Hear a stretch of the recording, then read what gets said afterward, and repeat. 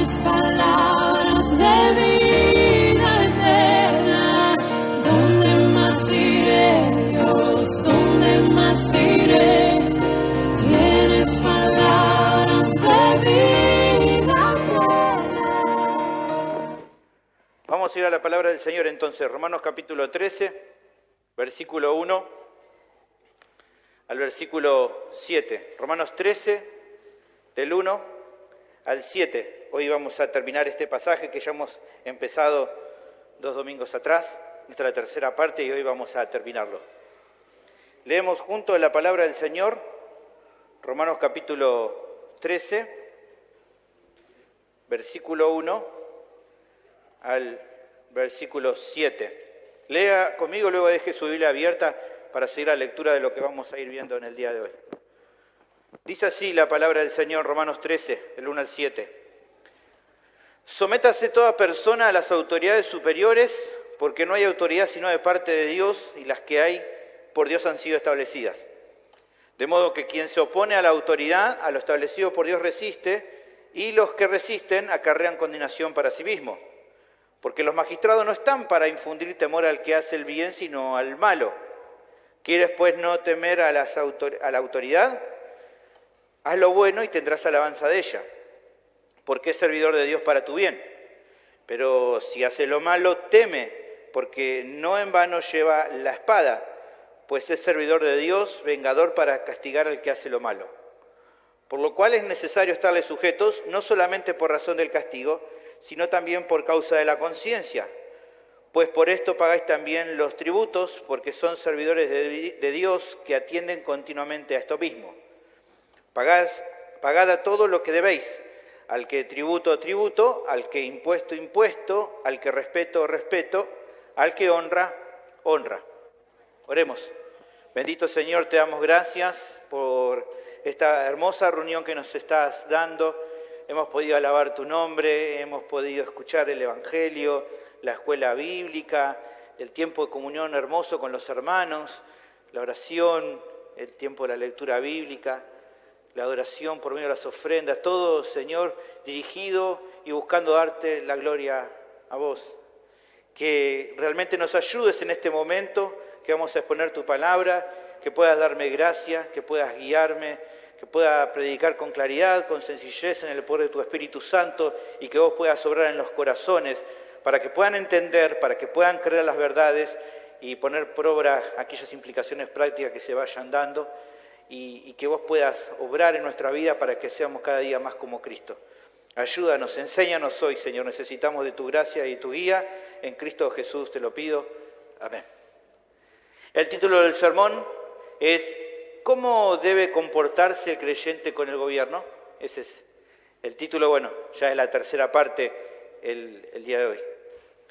Una frase muy común, cuando a veces la gente, un ciudadano, una persona, hace reclamos a las autoridades, a veces usted cuando ve la tele, a veces una persona no está reclamando, generalmente a veces lo escucha, y dice, ¿no? La persona se para, ¿no? Y se queja y dice, bueno, merezco que el gobierno me atienda porque soy un ciudadano honesto que pago mis impuestos, te dice, ¿no? Así dice la gente.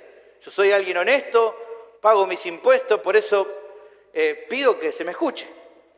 Es sobre esta razón que justifican que deben ser oídos cuando tienen un reclamo. Ahora, no sé si alguna vez te preguntaste, dijiste, bueno, pero ¿qué relación hay, ¿no? entre la idea de ser un buen ciudadano y pagar los impuestos? ¿Por qué hay relación entre una cosa y otra?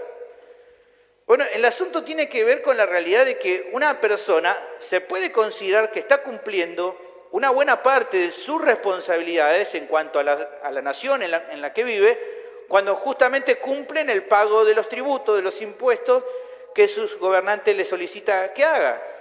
Y es por eso que se identifica como un buen ciudadano, porque cumple con lo que piden que pague. Es por eso que en cierta manera se puede pensar que alguien no es un buen ciudadano si pasa todo el tiempo evadiendo o no pagando sus impuestos. Incluso esa persona se está exponiendo a sanciones por parte de las autoridades y descubren que es un evasor y que no paga nada de los impuestos que tiene que hacer. Ahora, habiendo mencionado esto, que usted lo sabe, ya lo conoce, o debería conocerlo, pero me imagino que sí, que lo sabe. La duda es, ¿qué relación hay entre eso y la búsqueda justamente del creyente de ser un sacrificio agradable a Dios? Como ha sido la premisa de todo. Desde el comienzo del capítulo 12 lo que estamos viendo es lo que es vivir esta nueva vida en Cristo, lo que es el creyente ofreciéndose como un sacrificio agradable a Cristo, a Dios. ¿Qué relación hay entre esto que estamos hablando con eso? ¿Qué relación hay aquí con lo que vamos a encontrar? Bueno, como ya venimos notando, parte de la nueva vida en Cristo es tener una relación adecuada con los gobernantes. Ya lo estamos viendo en toda esta sección. Y eso incluye también, entre otras cosas, el tema de los impuestos.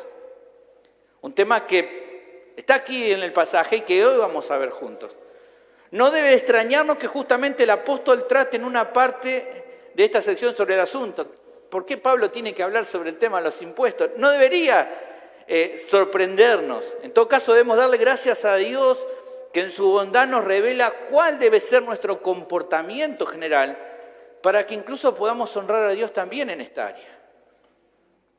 Considerando nuestro contexto tan particular, creo que este sermón va a ser de mucha edificación para seguir creciendo en la fe y logrando tener cada día un testimonio que honre más al Señor. La verdad que alguien diría, ¿es necesario hablar sobre los impuestos? Usted sabe, nosotros predicamos expositivamente y secuencialmente y es lo que el texto nos da para hablar y es de lo que vamos a hablar en el día de hoy. ¿Está bien? Así que te animo a seguirme con detenimiento, con atención, porque estoy seguro que Dios va a hablar a tu vida y va a ser de mucha edificación. El tema del sermón es el mismo de las semanas pasadas. De acuerdo a su nueva vida en Cristo, los creyentes deben someterse a las autoridades que Dios ha establecido. ¿Por qué deben hacerlo? El texto presenta 5 razones que confirman esta realidad, esta verdad, este mandamiento. Ya hemos visto entonces 3 anteriores, vamos a ver hoy las 2 últimas. Lo que sería la cuarta razón que el pasaje nos da, que lo tenemos en el versículo 6, es que un creyente debe someterse a sus autoridades pagando impuestos porque estas autoridades sirven a su nación. Esta es una razón más que nos da el pasaje. Un creyente debe someterse a las autoridades pagando impuestos porque ellas sirven a su nación. Esto lo vamos a ver en el versículo 6. Ahora, antes de arrancar en esta nueva sección, en este versículo, creo que es bueno hacer un resumen breve de lo que hasta acá vimos. Para algunos que tal vez hoy vienen por primera vez, que no habían escuchado las anteriores partes, o tal vez porque, a veces nos olvidamos un poquito. Entonces está bueno hacer un pequeñito repaso.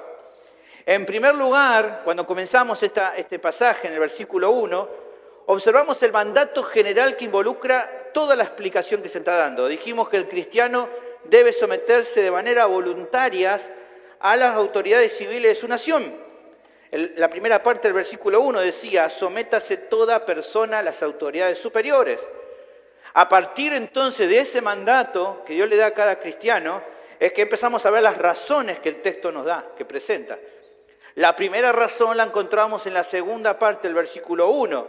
La primera era que tiene que ver con que la autoridad que los gobernantes poseen les fue delegada por Dios.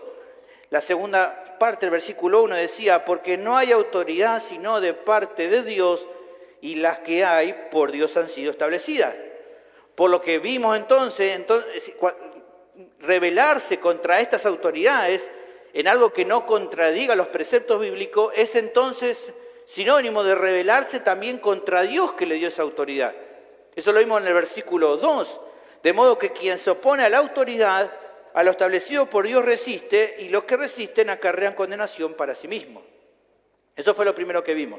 Luego, en el sermón de la semana pasada, observamos que el pasaje daba, por un lado, la segunda razón de por qué el creyente debe someterse. ¿Por qué? Porque los gobernantes fueron instituidos por Dios para velar por el bien de su nación. Eso lo vimos versículo 3 y versículo 4. Decía que porque los magistrados no están para infundir temor al que hace bien, sino al malo. ¿Quieres pues no temer la autoridad? Haz lo bueno y tendrás alabanza de ella, porque es servidor de Dios para tu bien. Pero si haces lo malo, teme, porque no en vano lleva la espada, pues es servidor de Dios, vengador para castigar al que hace lo malo.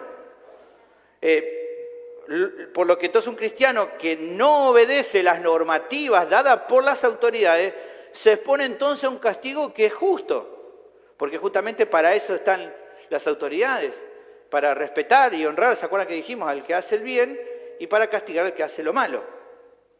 También la semana pasada vimos la tercera razón. ¿Cuál era esta tercera razón? Cada hijo de Dios debe someterse no solo a causa del castigo justo que puede recibir por desobedecer, sino principalmente por causa de su propia conciencia. El versículo 5 decía, por lo cual es necesario estarles sujetos, no solamente por razón del castigo, sino también por causa de la conciencia.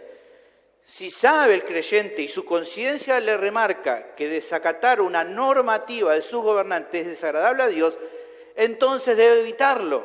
Eso vimos la semana pasada.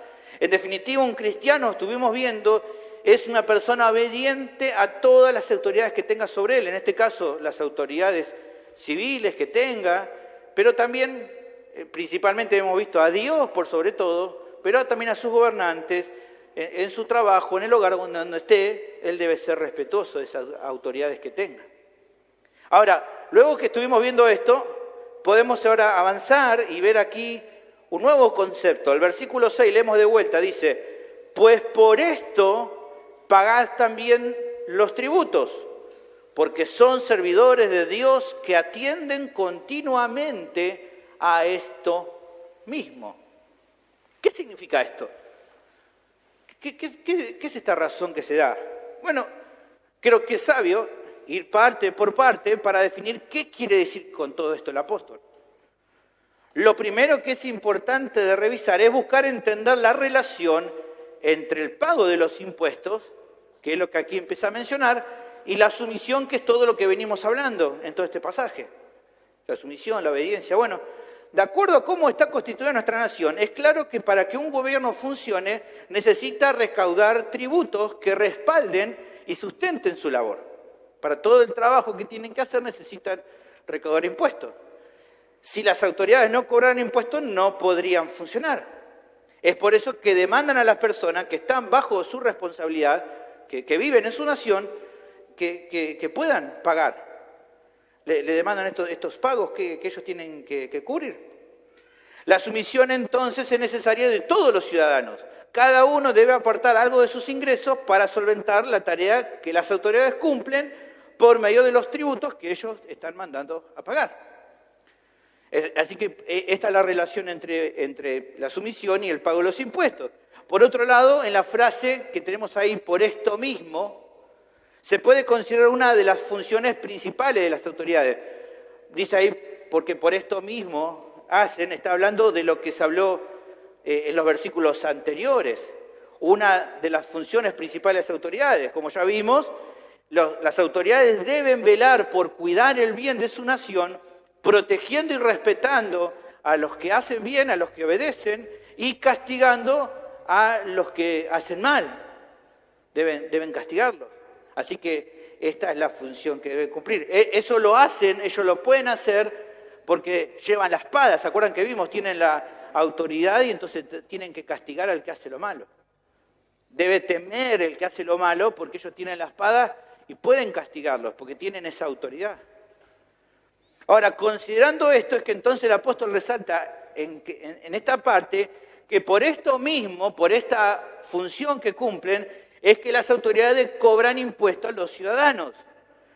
O sea, no se está definiendo aquí si tienen o no otras responsabilidades aparte de esta, pero sí queda en evidencia que al menos esta labor, la de cumplir en el hecho de velar por el bien de su nación, de cuidar al que se porta bien y castigar al que se porta mal, evidentemente debe ser prioritario para los gobernantes. Una de las funciones o de las labores principales, al menos por lo que estamos viendo en este pasaje, es que ellos deben velar por el bien de la nación. Deberían hacerlo, al menos. Es la función que Dios ha establecido que cumpla. Ahora, lo siguiente que se puede notar es que se vuelve a remarcar que la labor que les toca cumplir y por la cual cobran tributos a las personas que gobiernan, lo pueden hacer porque son servidores de Dios, dice nuevamente aquí el pasaje, para esto mismo. Nuevamente vuelvo a mencionar esta idea de que ellos son servidores de Dios. Lo que esto nos aclara es que esto de cumplir esta función y cobrar impuestos para poder solventar y cumplir con esta función no es algo o una disposición antojadiza o inventada por las autoridades, sino que es permitido por Dios. Dios mismo ha permitido que las autoridades cobren impuestos para financiar la tarea que tienen que realizar. Esto está permitido por Dios. Incluso si hacemos un repaso por el Antiguo Testamento, podemos llegar a notar que en la nación escogida en el Antiguo Testamento, que era Israel, en la cual funcionaba como gobierno una teocracia, un gobierno ejercido por Dios, por medio de líderes seleccionados por Él mismo, el Señor mismo estableció también entre la gente que habitaba en Israel un sistema tributario que conocemos como diezmos. Usted seguramente habrá escuchado, quizás los que vienen hace poco, o a los que van a muchas en las iglesias, escucha que dice, bueno, en la iglesia piden diezmo. En verdad, el diezmo no es para este tiempo. Era algo establecido como un sistema tributario para la nación de Israel, establecido por Dios. Ni siquiera era el 10%, nomás como tal vez usted ha escuchado y tal vez le han enseñado erróneamente. Era un sistema tributario establecido por Dios mismo, que los ciudadanos de Israel tenían que pagar para justamente algunas actividades. Se trataban de porcentajes de ingresos que los israelitas debían dar y que se usaban de manera general para sostener a las autoridades que no solo cumplían funciones espirituales, sino también civiles, especialmente el sumo sacerdote, los sacerdotes, los levitas, tenían no solamente funciones espirituales, sino también civiles, tenían que eran como, por así decirlo, gobernantes establecidos por Dios. También, en parte, este sistema tributario servía para sostener el cuidado del templo y de todas las actividades que tenían que ver con el mantenimiento del templo, para ayudar también a los pobres. Y también, otra parte, se usaba para solventar los gastos para las fiestas anuales que se realizaban en Jerusalén. Parte de todo lo que se recaudaran para todas estas cosas. Piensen ustedes que los levitas no tenían una porción de tierra, entonces ellos necesitaban ser sostenidos por el resto de las tribus. Dios había establecido esto. Además también Dios había establecido, por así decirlo, un impuesto adicional que se trataba de dejar pequeñas cantidades de cosecha de los campos para ser recogidos por los pobres de la nación. En un sentido, un impuesto. Dios le decía a la gente que tenía cosechas, ¿no? A los dueños le decía, bueno, cuando tus operarios trabajen en la cosecha, si se les cae un grano en el piso, no lo levantes. Dejalo que después el pobre va a trabajar y va a levantarlo y con eso también se va a mantener. Él decía, en los campos, en los bordecitos, no coseches, también déjalo. En un sentido, un impuesto establecido por Dios, porque los israelitas tenían que obedecer, dejar eso para los pobres. Así que, evidentemente, era como un impuesto, por así decirlo, adicional. Se estima que entre todos los tributos principales, los israelitas apartaban anualmente aproximadamente un 25% de sus ingresos para impuestos. Qué bueno, 25%, ¿no? Pero bueno, esto era lo que pasaba en Israel, lo que Dios había establecido.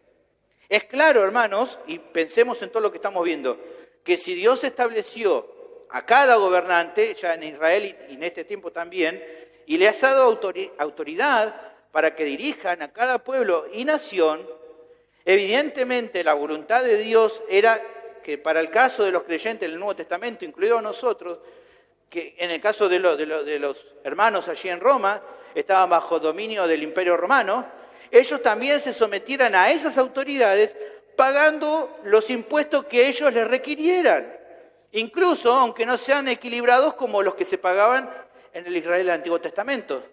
Si Dios en el momento del Antiguo Testamento en Israel estableció una autoridad y Él estableció impuestos, está claro que si Él estableció otros gobernantes, ahora ya en el Nuevo Testamento, en la época de la epístola, que era el Imperio Romano, Dios había establecido que los creyentes respetaran esa autoridad y pagaran de acuerdo a los impuestos que ellos habían establecido. Finalmente, también no estamos analizando este pasaje, podemos notar cuál era la actitud adecuada de las autoridades en cuanto a la función que les toca cumplir. Dijimos que por esto mismo cobran impuestos, por una función. ¿Cómo debían cumplir esta función? Dice, son servidores de Dios. El texto dice que atienden continuamente. O sea, tienen que prestar mucha atención a la labor. cobran impuestos para poder cumplir eficazmente, eficientemente, constantemente la labor que tienen por delante. O sea, las autoridades que Dios ha establecido no deben descuidar el trabajo de velar por el bien de la nación que les toca dirigir. Por lo que un día van a dar cuenta delante de Dios que les ha delegado esta tarea. Si Dios ha establecido que la manera que tienen que cumplir sus funciones es atender constantemente a esto, un día van a rendir cuenta las autoridades de cómo lo hicieron. Algunos, como dijimos la vez pasada, no lo quieren hacer, pero muchas autoridades todavía dicen, ¿no?, que un día Dios y la patria me lo demanden. Y digo, un día se lo va a demandar, porque ellos están ahí porque Dios los ha puesto. En definitiva, son servidores de Dios por sobre la nación. Ahora, a partir de considerar todo esto, creo que se puede determinar la cuarta razón de por qué los cristianos deben someterse a las autoridades civiles. Deben hacerlo incluso pagando los impuestos, porque justamente los gobiernos sirven a su nación. O sea que un cristiano obediente a Dios es el que paga los impuestos y tributos que las autoridades le imponen. ¿Por qué? Porque eso es algo esperable de su nueva vida en Cristo, cumplir con lo que Dios le dice. Así que esto es una de las razones que el texto nos da. Yo creo que esta sección nos debe hacer reflexionar muchísimo. Seguramente a más de uno lo está haciendo reflexionar. Porque en general los aportes que cada creyente, por ejemplo, hace, ¿no? Uno viene y con gozo, ¿no?, ofrenda al Señor, trae a la iglesia local y uno está contento porque aporta para que la obra de Cristo crezca, ¿no?, en la iglesia, y uno está contento, ¿no? Separó para poder ofrendar y adorar a Dios por medio de eso, y uno está contento. Pero ahora, a la hora de tener que pensar en cumplir con un gozo similar, en pagar los impuestos a gobernantes que no muestran actitudes correctas en cuanto a la labor que les toca, en ocasiones les genera bastante contradicción. No tienen la misma alegría que a la hora de dar sus ofrendas, cuando tienen que, ¿no? Llegó Arba, hay que ir a pagar, ¿no? Y ahí ya no está con el mismo gozo que cuando vas a dar tu ofrenda al Señor. Pero ambas cosas sabés que tenés que hacerlas. Probablemente hasta te genera un rechazo al pensar, ¿no? Decir, bueno, esto tengo que darle a estos gobernantes, ¿no? No es raro, hermanos, sentir indignación porque en los gobernantes se ven actitudes egoístas, maliciosas, e incluso, vos lo sabéis, yo también, hasta corruptas. Duele observar el derroche que hacen con el dinero. Vos lo ves y decís, es una locura lo que hace. Te duele ver cómo utilizan el dinero para manipular a la gente, para volverlos cada vez más pobres. Y que hagan ese derroche sin ningún tipo de control o auditoría, que nadie los controla. ¿Te duele eso? ¿Ves eso? Y sí, no está bien que hagan eso. Y te duele, te molesta, te genera bastante contradicción. Te genera contradicción que muchas veces las leyes que dictan en su mayoría no son pensando en la gente de bien, sino simplemente en ellos mismos y en sus propios intereses personales. Te molesta, ves que sale y decís, eso no lo hacen pensando en la gente que labura, lo hacen pensando en ellos mismos. Pero la realidad, hermanos, es que aunque sea legítima esa indignación, el requerimiento de este pasaje no puede pasarse por alto ni se puede desobedecer. Así como hemos visto antes, la sumisión que debemos tener a las autoridades no depende de qué tan justo sea esa autoridad superior. Sin importar eso, hemos visto ya que el deber del creyente es responder con obediencia, salvo en aquello que contradiga un mandato bíblico. Así también en un sentido debería considerarse el pago de los impuestos. Y esto queda, hermano, manifiesto, incluso a notar que justamente la situación de los creyentes en Roma, los oyentes originales quienes recibieron la carta, no era la mejor en cuanto al desempeño de sus autoridades. No es que nosotros nomás tenemos gobernantes complicados, la iglesia en Roma también. Y así todo eran animados a pagar sus impuestos. Miren, escuchen esto, me parece muy interesante. Yo digo, ¿lo escribió de Roma o lo escribió de Argentina? Porque me llama la atención. Pero fíjate lo que dice un comentarista acerca del contexto histórico de los hermanos de aquel entonces. Mirá, escuchá lo siguiente. El gobierno romano en tiempos del Nuevo Testamento era pagano, despótico y muchas veces no tenía ningún tipo de clemencia con sus súbditos. Ah, está hablando de Argentina, no. Acuérdense, es Roma, no está hablando de Argentina. Algunos de sus emperadores se declaraban a sí mismos como dioses y exigían que todas las personas en el imperio les rindieran culto. El imperio tenía mucho más esclavos que hombres libres. Durante sus últimos años, Roma se degeneró a tal punto que el imperio quedó reducido a un estado gigante dedicado a ayudar gente sin empleo porque cada vez menos personas querían trabajar para ganarse la vida y era mayor el número de los que querían vivir a expensas del gobierno. No es Argentina. Como sucede, dice este comentarista, en muchos países en la actualidad, quienes trabajaban en aquella época tenían que pagar impuestos cada vez más elevados con el fin de sostener al creciente número de personas que no trabajaban.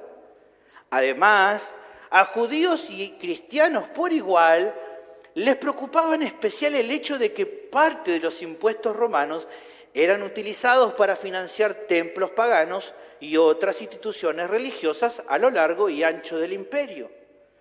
En Israel, como en casi todas las demás partes del imperio, se designaban algunas personas de la misma nación en cada país, no antes de haberles cobrado una alta suma para que funcionaran como recaudadores de impuestos para el imperio, y se les asignaban cantidades específicas que debían remitir cada año a Roma. Estos cobradores de impuestos eran libres de fijar cualquier cantidad de aranceles que quisieran y de cobrar impuestos casi con tanta frecuencia como pudieran bajo la protección de soldados romanos. Podrían quedarse con todo lo que recolectaran por encima de la cantidad fijada por Roma y, como es de esperarse, los abusos en que podían incurrir eran desfachatados. Debido a que la mayoría de estos publicanos eran compatriotas judíos, casi siempre eran más aborrecidos que los oficiales y soldados romanos.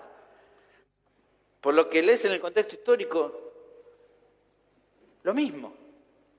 Siempre ha pasado estas situaciones. Con todo este contexto, hermano, es muy notable que justamente el apóstol Pablo hablara acerca de pagar en obediencia a los impuestos, considerando incluso que él había sido un fariseo, el cual, entre las cosas que le pasaba a un fariseo, él deseaba por sobre todas las cosas la restauración de la nación de Israel y que miraba con completo desagrado a los invasores romanos. Antes de llegar a la fe, tendría seguramente una actitud de odio hacia los publicanos y por sobre todo a pagar tributo a Roma. Pero todo eso había cambiado en la vida de Pablo. Ahora, por amor a su Señor, estaba dispuesto a obrar como Dios requería y no de acuerdo a sus deseos personales. MacArthur comenta lo siguiente en cuanto a esto. Después de haber sido el fariseo más entusiasta y ardoroso, en Filipenses 3, 5 al 6 se nos cuenta un poco de eso, es indudable que a Pablo, entonces conocido como Saulo, le enfurecía la idea de someterse al aborrecido mandato romano y lo irritaba cada denario que se veía obligado a pagar para sostenerlo. En cambio, ahora, siendo sumiso a Cristo como su Señor, él sabía que también debía someterse a la institución del gobierno que su Señor había ordenado.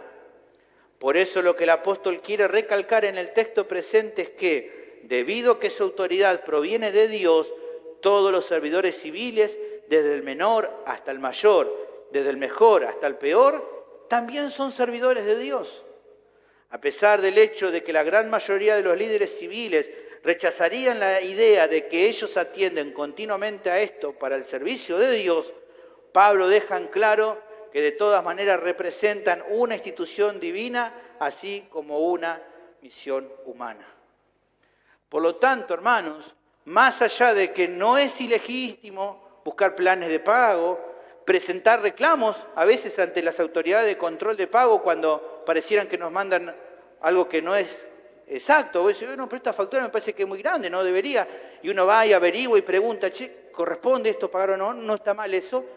O buscar tal vez maneras legales de reducir costos en el pago de los impuestos, tal vez deducir algo. Hermanos, de manera normal y regular no hay razón para no cumplir con las responsabilidades tributarias. En todo caso, quizás, creo que tal vez las excepciones se pueden dar dentro del marco de juzgar con conciencia y rectitud si el hecho de pagar todos los impuestos, todos, dentro de nuestro contexto particular, transgrede un mandato más importante, como podría ser quizás el caso especial, un ejemplo puntual, ¿no?, de la responsabilidad de proveer para el hogar. Un texto que nos puede ayudar a ver un poquito de esto es 1 Timoteo 5:8. Allí se habla en cuanto a las viudas, pero es un concepto general que sirve para nuestro hogar. Dice, porque si alguno no provee para los suyos, y mayormente para los de su casa, ha negado la fe y es peor que un incrédulo. O sea, si tengo que pensar en pagar impuestos o quitarle el sustento o las necesidades básicas a mi familia, creo que ahí entonces pensaría en cubrir lo que mi familia necesite y luego buscaría la manera de ir pagando los impuestos. Creo que alguna excepción podría verse desde ese lugar. Pero dejando de lado esas situaciones especiales, el mandato que aquí nos dan tiene plena vigencia. Si el creyente tiene la capacidad de pagar los impuestos que sus autoridades les demandan, debería hacerlo de manera obediente. ¿Cuántos dicen amén? Quedan todos callados. Es lo que estamos viendo, hermano, lo que aquí el texto nos está mostrando. Creo que el desafío de los creyentes en nuestra época es el mismo que los hermanos en Roma, hermanos. Mantener una actitud humilde y sumisa con los gobernantes es indispensable si queremos dar un testimonio al mundo de la vida nueva en Cristo. No es algo nuevo o solo de nuestro tiempo o solo de nuestro país el tener gobernantes opresores que no solo se abusan en el cobro de impuestos, sino que incluso maltratan y no honran a los cristianos que a pesar de ser obedientes en esta área y pagar sus impuestos, son básicamente censurados y a veces hasta perseguidos por su fe. A veces los gobernantes, en vez de defender a los que pagamos, defienden a los que no pagan nada. Y decir, ¿por qué? Pero esto ha pasado. Siempre ha pasado.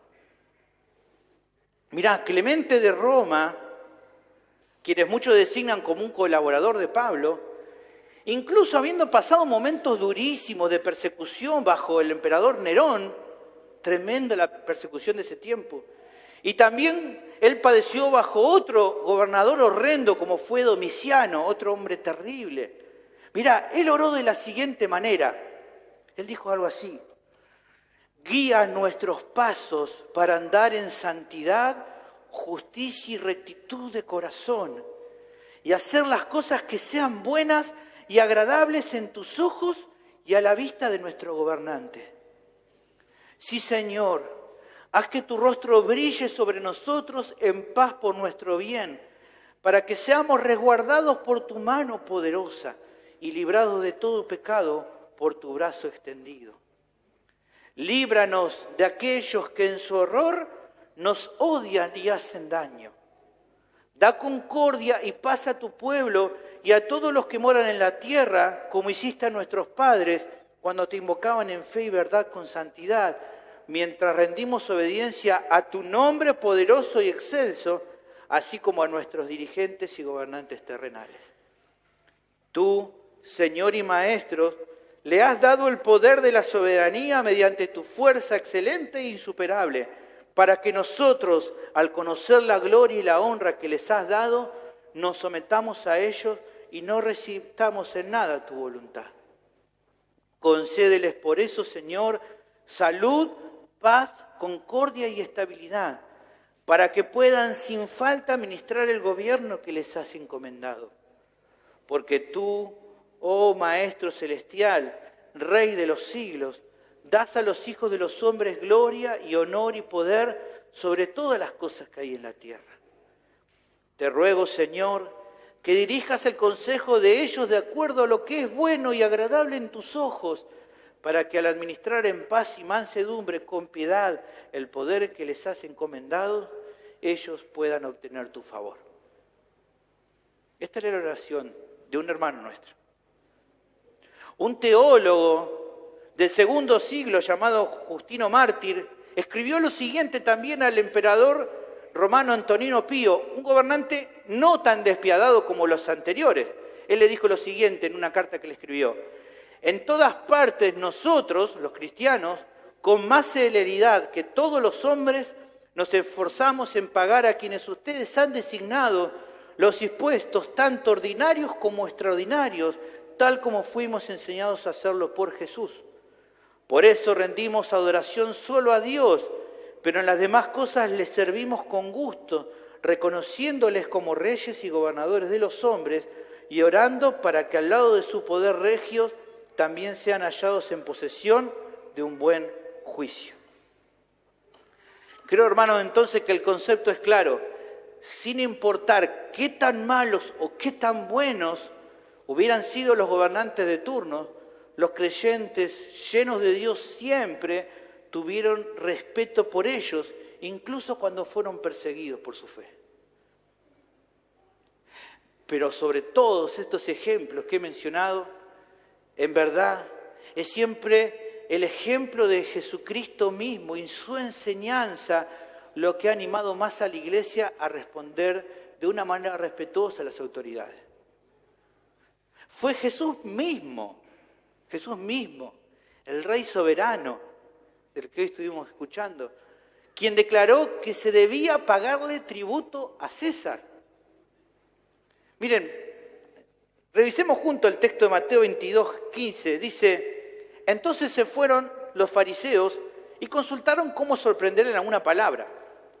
Y le enviaron los discípulos de ellos con los herodianos. Fíjate que los fariseos no van los herodianos. ¿Por qué no van los fariseos? Los fariseos no podían ni ver a César y a las autoridades romanas. Entonces mandan a los herodianos porque van a buscar hacerle pisar el palito a Jesús con un tema que tenía que ver con el gobierno de César. Entonces, si iban a ir con una acusación de César, no podían ir los fariseos, porque si después querían presentar una acusación, no tenían autoridad, porque ellos no lo podían ni ver. Entonces mandan a los herodianos, que eran un partido dentro de Israel, que sí eran adeptos a César, al gobierno también que estaba en Palestina. Entonces mandan a los más botones, ¿no?, por así decirlo, del gobierno, a querer presentarle como una disyuntiva, a ver qué respondía Jesús. Dice: y les enviaron los discípulos de ellos con los herodianos diciendo: maestro, sabemos que eres... Le estaban endulzando los ojos. Jesús ya sabía que lo estaban queriendo engañar, pero esta gente, ¿no?, intenta como querer engañarlo. Le dice: maestro, sabemos que eres amante de la verdad y que enseñas con verdad el camino de Dios y que no te cuidas de nadie, porque no miras la apariencia de los hombres. Dinos pues, ¿qué te parece? ¿Es lícito dar tributo a César o no? Estaban esperando que Jesús le respondiera algo para ir a condenarlo. Pero Jesús, conociendo la malicia de ellos, les dijo: ¿por qué me tentáis, hipócritas? Mostradme la moneda del tributo. Es muy interesante porque el Imperio Romano les daba cierta libertad religiosa a los judíos, por eso les permitía... Piense usted que César era instituido como un dios para ellos, se adoraba en aquel tiempo, pero en Israel se permitía no poner imágenes de César para adorarlo, les daba como esa libertad, ¿no? Ahora, donde sí había una imagen de adoración a César eran las monedas tenían la imagen de César como una manera de adoración, las monedas marcaban, ¿no?, como que César era el dios. Entonces, ¿no?, Jesús le dice: mostrame la moneda de tributo. Y ellos le presentaron un denario. Entonces le dijo: ¿de quién es esta imagen y la inscripción? Le dijeron: de César. Y le dijo entonces Jesús: dad pues a César lo que es de César y a Dios lo que es de Dios. El Señor mismo le está diciendo, el Señor como autoridad le está diciendo, respeten a sus autoridades. Porque en definitiva, yo como Dios les di esa autoridad para que ellos lo gobiernen. Así como me respetan también a mí, respeten también a ellos. Oyendo esto, dice que los herodianos se maravillaron y dejándole se fueron. Jesús dijo que había que respetar a las autoridades y pagar los tributos que ellos mandaban a pagar. Fue el mismo Jesús el que también pagó el impuesto de las 2 dracmas para el templo. Van a ver a Jesús en Mateo 17:24, cuando llegaron a Capernaum, vinieron a Pedro los que cobraban las 2 dracmas, era un impuesto para el templo, y le dijeron, vuestro maestro no paga las 2 dracmas para el templo, para la casa de Dios. Pedro le dijo, sí. Y al entrar en la casa, Jesús le habló primero diciendo, ¿qué te parece, Simón? Los reyes de la tierra, ¿de quiénes cobran los tributos o los impuestos? ¿De sus hijos o de los extraños? Pedro le respondió, de los extraños. Jesús le dijo, bueno, los hijos están exentos. Evidentemente, si Jesús era el Hijo de Dios, era él el dueño de casa. ¿Cómo le van a cobrar impuesto a él? Pero, dice, sin embargo, dice Jesús, para no ofenderles, ve al mar, echa el anzuelo y el primer pez que saques, tómalo y al abrirle la boca hallarás un estatero, que era como 4 monedas para pagar por él y por Pedro. Tómalo y dáselo por mí y por ti. Siendo Cristo el Hijo de Dios, no tenía la obligación de pagar tributo por su misma casa. Pero como Hijo de hombre, lo hizo con el fin de no ofender a las autoridades civiles y para darle un ejemplo a sus discípulos. Su forma de actuar, hermanos, es mucho más impresionante si consideramos que su contribución fue para dar al tesoro del sumo sacerdote y de los principales sacerdotes, quienes poco tiempo después se iban a organizar para juzgarlo y condenarlo a muerte. Pagaba para las autoridades que luego lo iban a querer condenar.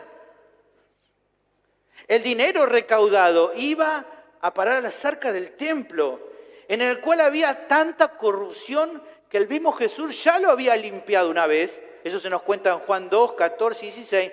Y lo volvería a limpiar un tiempo luego, nuevamente lo iba a volver a limpiar un tiempo después, antes de ser arrestado y crucificado. Eso se nos relata en Mateo 21, 12, 13.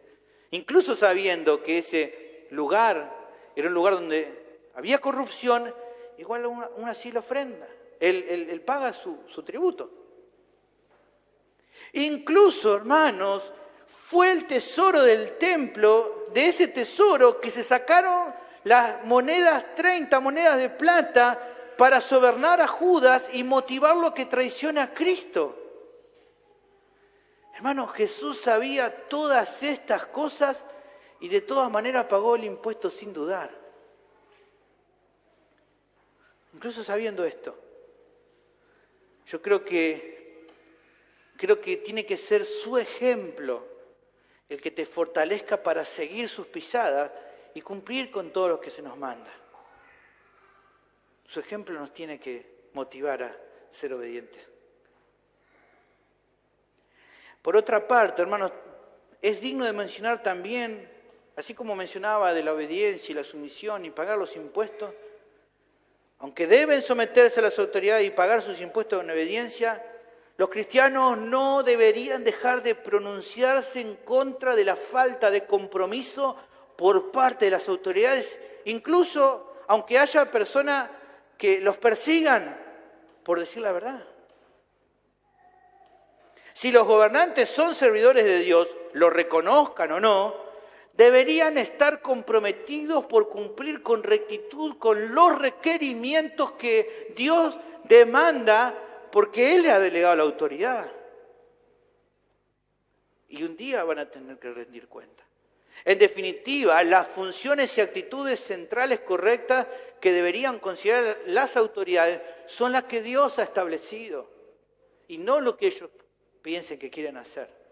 Y la Biblia en ese sentido es claro sobre cuáles deben ser las actitudes correctas de nuestras autoridades. ¿Qué incluye, por ejemplo? Bueno, podemos ver muchas cosas, vamos a ver algunas nomás. Primero está claro, por lo que dice la Biblia, que Dios requiere humildad de nuestras autoridades. Deberían ser un ejemplo de humildad. Lamentablemente no es una característica que se vea de manera general en los gobernantes, mucho menos en los que tienen mayor poder político. Pero aún así, Dios fue claro y prometió algo acerca de esta actitud soberbia. En Isaías 13:11 dice: haré que cese la arrogancia de los soberbios y abatiré la altivez de los fuertes. Dios va a juzgar por su falta de humildad a los gobernantes que son soberbios. Segundo, el Señor demanda de nuestras autoridades justicia, misericordia y compasión. Que sean justos y que tengan misericordia y compasión de la gente que tienen que gobernar. El Señor mismo se pronunció contra un gobernante de Babilonia de una manera muy dura. En Isaías capítulo 14 dice: pronunciarás este proverbio contra el rey de Babilonia y dirás: ¿cómo paró el opresor? ¿Cómo acabó la ciudad codiciosa de oro? Quebrantó Jehová el báculo de los impíos, el cetro de los señores. El que hería a los pueblos con furor, con llaga permanente. El que se enseñoreaba de las naciones con ira y las perseguía con crueldad. Y luego versículo 11 dice: descendió al Seol tu soberbia, gobernante, y el sonido de tus arpas. Fue el profeta Daniel quien amonestó a Nabucodonosor por su orgullo. En Daniel 4:25 le dice: te echarán de entre los hombres y con las bestias del campo será tu morada. Dice al final: hasta que conozcas que el Altísimo tiene dominio en el reino de los hombres y que lo da a quien Él quiere. Nabucodonosor se jactaba de que era el más importante y que nadie como él. Y Dios le dice: vas a ser juzgado hasta que reconozcas que Dios es el Señor que está sobre todo. Y luego el profeta Daniel también lo acusa y le dice lo que iba a pasar en cuanto a su actitud. Fíjate lo que dice en Daniel 4:27, por actuar con poca misericordia con los oprimidos. Dice: por tanto, rey, acepta mi consejo, tus pecados redime con justicia y tus iniquidades haciendo misericordia para con los oprimidos, pues tal vez será eso una prolongación de tu tranquilidad. Luego también otro rey como Belsasar también terminó de la manera. En Daniel capítulo 5 puedes ver, a causa de su indolencia, de su pereza, de su necedad, de su blasfemia, de su borrachera, de su orgullo y por sobre todo porque no glorificó a Dios, Dios lo castigó a este gobernante. Otro asunto en que las autoridades deben velar porque Dios se lo va a demandar es en la aplicación justa y firme de la ley. Si ellos no aplican la ley de una manera justa, firme, como corresponde, Dios los va a juzgar. Los gobernantes en el Antiguo Testamento debían hacer cumplir, por ejemplo, el pacto que toda la nación de Israel había hecho de liberar a siervos hebreos luego de 6 años de servicio. Ellos habían comprometido. Como ellos no cumplieron y las autoridades no corrigieron esta falta, toda la nación recibió el castigo de Dios. Así se nos cuenta en Jeremías capítulo 34, versículo 12 en adelante. No vamos a parar por razones de tiempo, pero toda la nación es juzgada porque había gente que había prometido que iba a hacer algo que era lo correcto, de acuerdo a la ley, y después se arrepintieron de lo que tenían que hacer y los gobernantes miraron para otro lado. Pero Dios los castigó por eso. Una actitud también desagradable de las autoridades y por las cuales Dios las va a juzgar es también dictar leyes o establecer decretos para su propio beneficio a expensa de perjudicar a la gente de su nación. Cuando establecen cosas para beneficiarse ellos y perjudicar a la nación, Dios los va a castigar. En Isaías capítulo 10, versículo 1 dice: ay de los que dictan leyes injustas y prescriben tiranía para apartar de juicio a los pobres y para quitar el derecho a los afligidos de mi pueblo, para despojar a las viudas y robar a los huérfanos. ¡Ay! Pobre de aquellos gobernantes que hagan esto. Es tremendo esto. Incluso por medio del profeta Jeremías advirtió Dios a un rey de Judá perverso como fue Joacín el mal que estaba haciendo en cuanto a este asunto. Mirá lo que le dice en Jeremías 22. ¡Ay del que edifica su casa sin justicia y sus salas sin equidad, sirviéndose de su prójimo de balde y no dándole el salario de su trabajo! Que dice, edificaré para mí casas espaciosas y salas airosas, y le abriré ventanas, y la cubre de cedro, y la pinta de bermellón. ¿Reinarás porque te rodeas de cedro? ¿No comió y bebió tu padre, e hizo justicia y juicio, y entonces le fue bien? Él juzgó la causa del afligido y del menesteroso, y entonces estuvo bien. ¿No es esto conocerme a mí, dice Jehová? Mas tus ojos y tu corazón no son sino para tu avaricia, y para derramar sangre inocente, y para opresión y para hacer agravio. Yo le estoy diciendo a Joacín, te va a ir mal. No hiciste como tu rey antecesor, que fue justo, que trató bien a la gente, que no las empobreció, que no se aprovechó de ellos para llenarse de plata. Y vos lo estás haciendo y vas a ser juzgado por eso. Dios no te va a dejar pasar eso. Un predicador remarca en cuanto a esto, al contrario de lo practicado por Joacín, los gobernantes deben comprometerse con las necesidades de su pueblo y mostrar bondad con el alivio de su sufrimiento y penuria. El Señor también demanda que los gobernantes obren con verdad, porque si por medio del engaño hacen mal a la nación, les va a ir de la peor manera. Si por medio de establecer ideologías o enseñanzas hacen errar a las personas, Dios los va a juzgar también. Así ha dicho Jehová, esto se lo remarcaba a los líderes en Amós 2:4, por 3 pecados de Judá y por el 4 no revocaré su castigo, porque menospreciaron la ley de Jehová y no guardaron sus ordenanzas y les hicieron errar sus mentiras, en pos de la cual anduvieron sus padres. Y claro está también, las autoridades deberían velar por fortalecer a la nación en la moralidad y la decencia. Deberían hacer que la gente se comporte bien, pero no. Si incitan la inmoralidad, si incitan la indecencia, Dios los va a castigar. En Nínive, Jonás va a predicar. Dios le manda a predicar, le dice, levántate y ve a Nínive, aquella gran ciudad, y pregona contra ella porque ha subido su maldad delante de mí. Dios era consciente de las cosas que estaban pasando en Nínive y le dice, voy a destruir esa ciudad a causa de su maldad. Hermanos, oremos y clamemos por nuestras autoridades. Oremos por ellos. Oremos por nuestros gobernantes, por nuestros jueces, por nuestros legisladores, que dejen de lado el pecado y que se vuelvan a Dios. Oremos por su salvación. Pero también no tengamos temor de decir lo correcto y de enseñarle también a otros, incluso a nuestros hijos, de lo que es correcto, aunque seamos perseguidos, despreciados por denunciar la maldad. Tenemos que decir la verdad, hermanos, lo que la Biblia dice, incluso aunque nos puedan perseguir por eso. Finalmente, la última razón es que un creyente debe someterse a sus autoridades pagando impuestos porque se requiere que no deba nada a nadie. El pasaje presenta una explicación adicional muy interesante. Pagad a todos lo que debéis.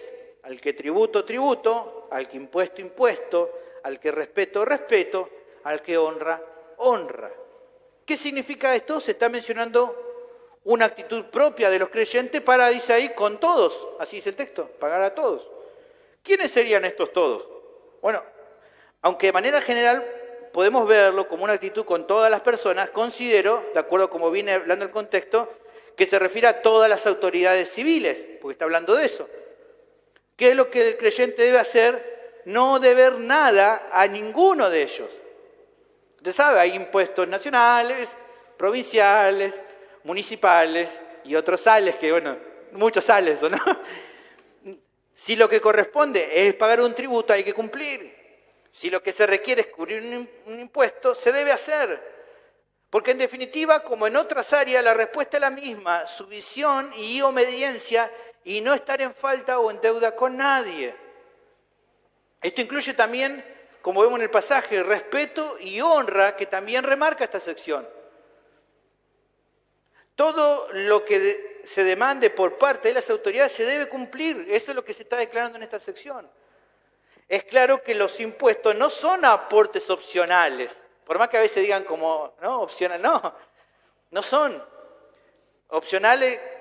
¿Por qué? Porque entonces si el creyente no cumple, es una deuda que tiene.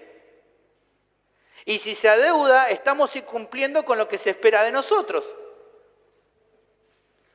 Por esto, quien no cumple con pagar, no solo está fallando a las autoridades, sino incluso a Dios mismo, que le ha dado esta autoridad a los gobernantes. Por lo que vemos, la deuda con ellos no solo se puede contraer por falta de pago, sino también por falta de respeto y honra. Y eso no agrada al Señor que los ha puesto en ese lugar. Así que en esta sección tenemos la quinta razón de por qué los creyentes deben someterse a las autoridades. Deben hacerlo pagando impuestos porque se requiere que los creyentes de manera general no deban nada a nadie. Un cristiano lleno de Dios es uno que no acumula deuda con sus gobernantes a causa de su falta de respeto y honor hacia lo que ellos requieren. Tal actitud no solo deshonra al Señor, sino que da un mal testimonio acerca de tu fe. O sea, no se espera del creyente que sea un moroso o un negligente en cuanto al pago de sus impuestos. No es eso lo que se espera. No es de testimonio.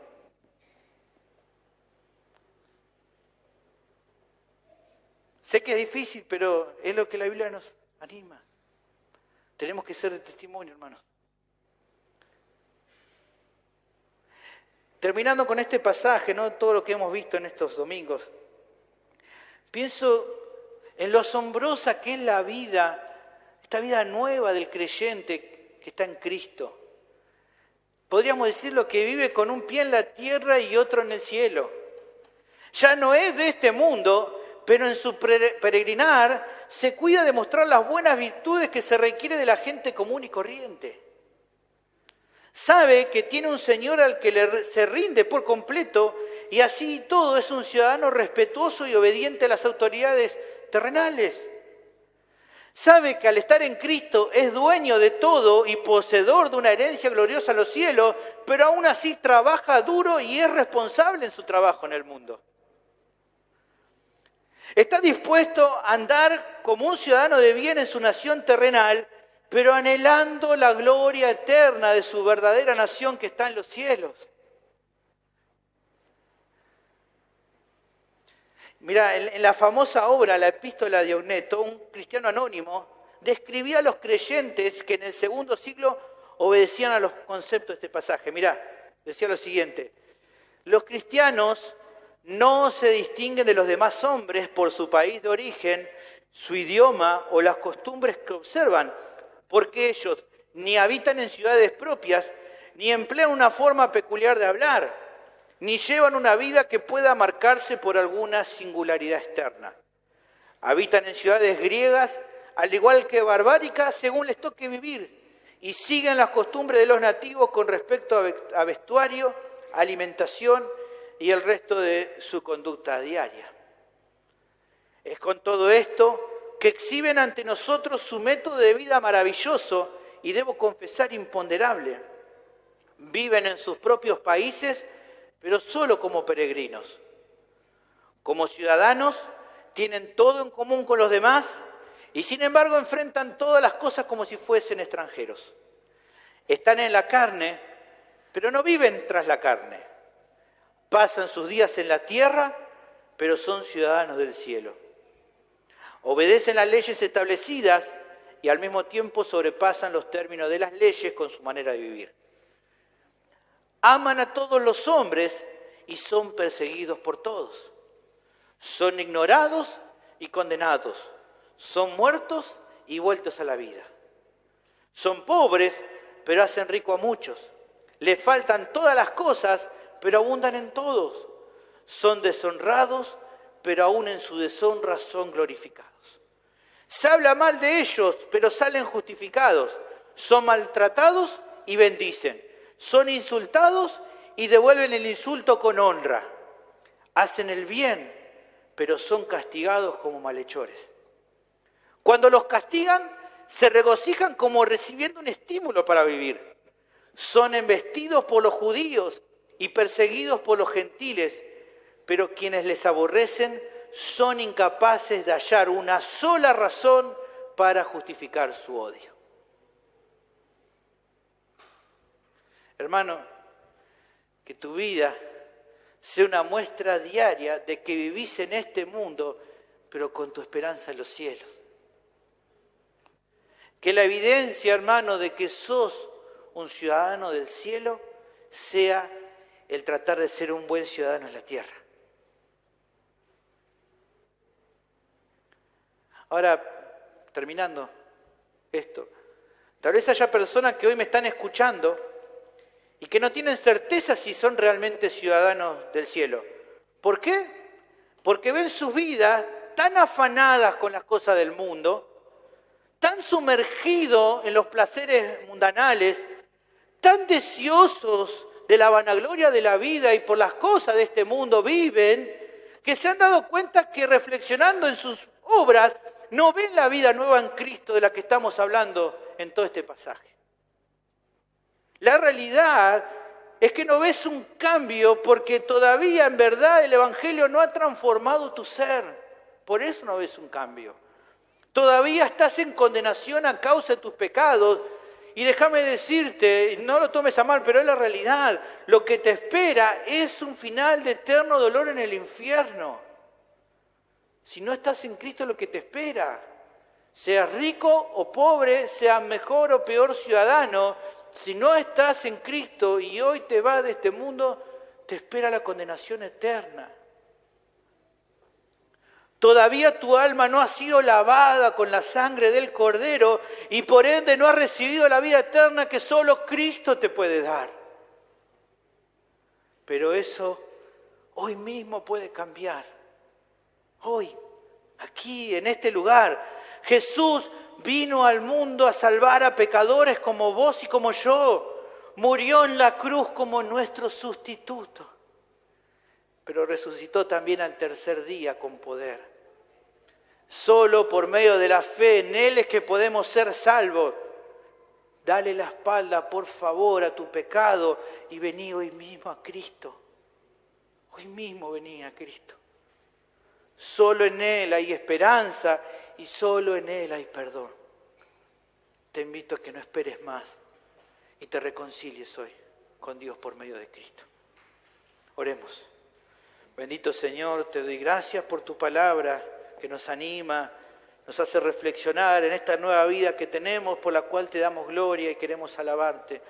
Y que podamos, Señor, responder con obediencia a tus mandatos, que podamos hacer y tener las actitudes correctas y mostrar por medio de nuestra vida lo que es estar ahora en Cristo.